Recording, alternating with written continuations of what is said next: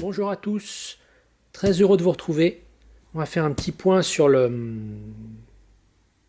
vinyle, sur les tarifs du vinyle.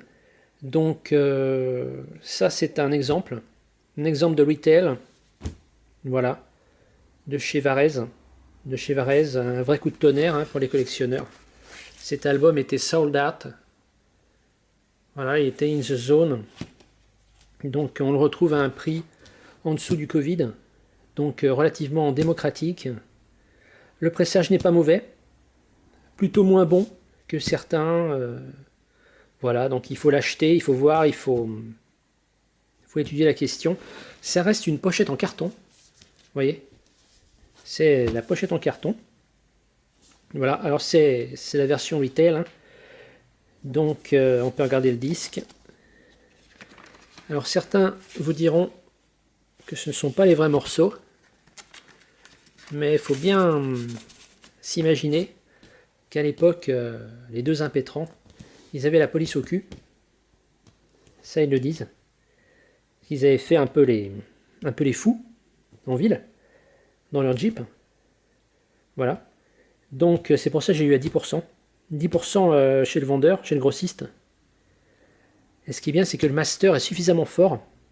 On n'entend pas le souffle entre les pistes, comparé à d'autres pressages mondos. C'est plutôt appréciable. Et après, au niveau de la BO, c'est pas du Jerry Goldsmith. Musicalement, c'est vraiment une version retail. Et c'est vraiment, je pense pour ça que les gens disaient c'est pas les vrais morceaux. Voilà. On ne sait pas trop ce que c'est comme pressage. Il y a eu des doutes. Il y a eu des doutes à un moment donné. Donc il a fallu lever les ambiguïtés. Et donc c'est plutôt appréciable de se retrouver avec un album comme ça. Voilà, pour le même prix. Sachant que sur les double LP, vous avez souvent deux disques. Voilà. Il y a des sleeves de merde en papier comme ça. Regardez. Vous voyez. Ça c'est vraiment la sleeve de style japonais. Hein, c'est de l'origami. C'est la... C'est voilà, avec une marque en bas, vous voyez, c'est un peu marqué là au niveau de l'artwork. Donc le pressage, euh, comparé à certaines BO, le pressage est très mauvais. Mais moi j'aime bien. Parce qu'il y a toujours un bruit derrière et ça me dérange absolument pas. Au contraire, hein. Donc si vous êtes résident belge, n'hésitez pas. N'hésitez pas, puisque le pressage n'est pas terrible pour la BO, mais c'est pas dramatique. Parce que du moment que c'est sold out, vous pouvez bien sûr toujours apprécier l'objet en tant que tel. Vous voyez. Et ce qui est marrant, c'est qu'ils ont mis l'avant. Il y a l'avant du jean à l'arrière, et l'arrière du jean à l'avant. C'est qui est vraiment un coup de tonnerre dans le milieu du disque à l'époque. Voilà, ça chante en italien, ça change un peu de ce qu'on trouvait au niveau de la New Wave. À toutes les filles, bon, il faut laisser le temps au temps. Nos amours cassés, HLM, vous voyez, ils chantent le HLM tout aussi bien que Renault. Hein. Ils n'ont pourtant pas grandi dans des quartiers difficiles. Ils étaient du côté de... pas de Montrouge, mais je crois que Didier a fait ses classes avec un certain Nicolas Sarkozy. Donc, assez connu hein, dans le monde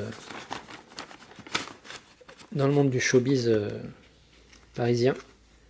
C'était ce genre d'université. On pense aussi à Philippe Labro, qui lui était parti aux États-Unis parce qu'il y avait toujours des opportunités. Il allait couper du bois, je crois.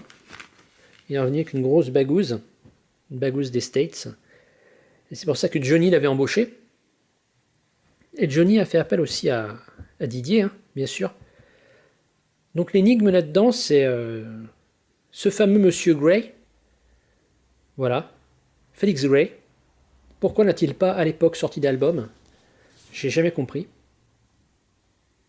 Après le succès de La Gitane, c'est vrai qu'on pouvait s'attendre à un album. Et non, il n'y a pas eu d'album pour capitaliser les... Attendez, Perrin, vous permettez, je parle de musicologie. Bon,